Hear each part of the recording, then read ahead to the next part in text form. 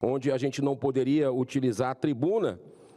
E ontem, na reunião de líderes, eu fiz o apelo ao presidente Davi Alcolumbre que abrisse as sessões como nós tivemos nos 200 anos do Senado, de segunda a sexta-feira, para que quem estiver aqui possa abrir a sessão, fazer seus discursos, pronunciamento, denúncias. Isso é muito importante para a democracia. Isso é muito importante para o Brasil. Quem ganha com a tribuna silenciada? Quem ganha com isso? Estava conversando com o senador Espiridião Amin, agora há pouco. A gente sabe que os poderosos é que ganham com isso.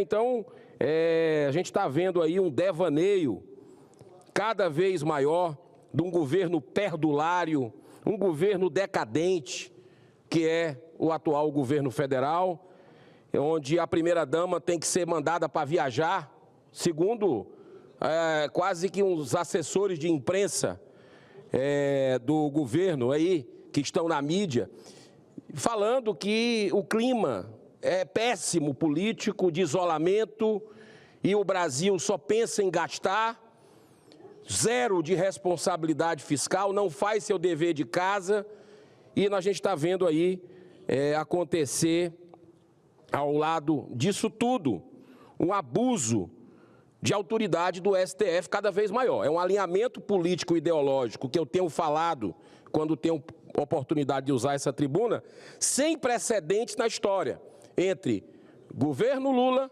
e também alguns ministros do Supremo. Então é muito importante a gente relatar aqui, e eu sou o primeiro a fazer uso da palavra, do que ontem foi apresentado pela Procuradoria-Geral da República. Deveria ser independente, a história dela, o conjunto da obra mostra a independência, mas ela fez uma sustentação para lá de tendenciosa, numa narrativa absurda de um golpe, entre aspas, com 207 insinuações hipotéticas. 207 insinuações hipotéticas. Pensa que a gente é bobo? Pensa que ninguém lê? Que não existe jurista nesse país? Que não existe gente que analisa?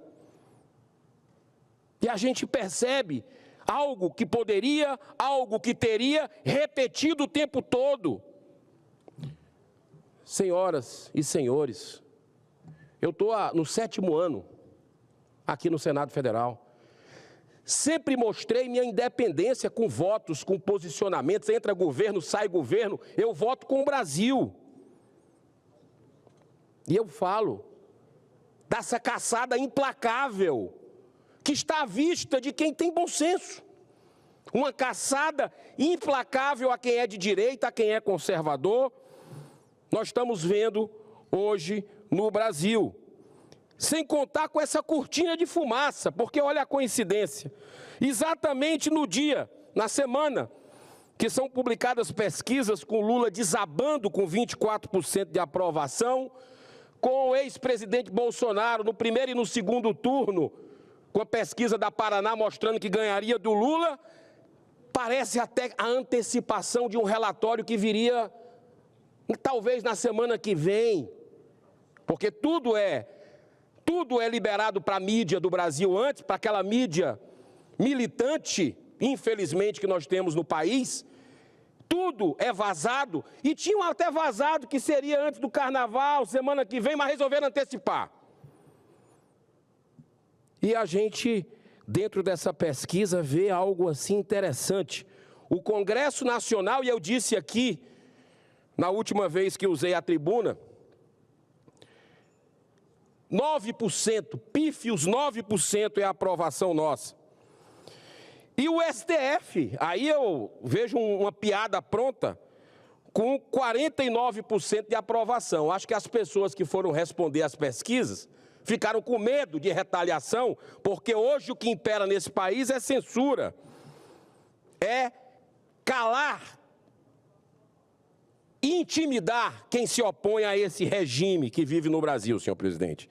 Nós estamos cada vez mais necessitados do envolvimento de organismos internacionais como a OEA, que teve aqui há 2 semanas atrás, a gente não pôde repercutir, porque o Senado estava fechado, e nós ouvimos depoimentos de familiares, né, que estavam em protesto no dia 8 de janeiro, dos advogados, das arbitrariedades, dos seus direitos vilipendiados de forma escancarada.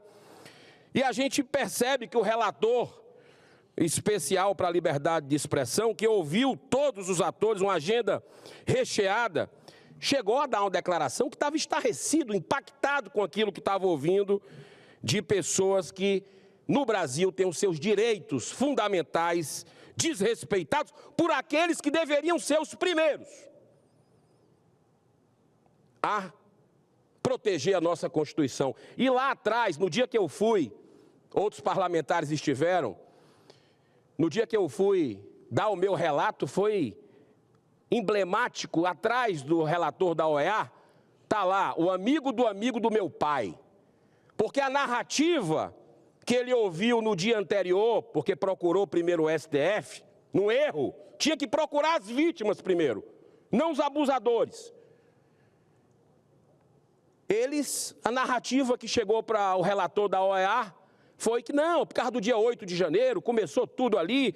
Começou em 2019, com um relatório irregular que nós temos no Brasil, totalmente rasgando o ordenamento jurídico, que é esse inquérito do fim do mundo, dito por um colega ministro do STF, que vai completar 6 anos, agora em março. Uma coisa absurda que nós estamos vivendo no Brasil, mostrando o estado de exceção que nós vivemos.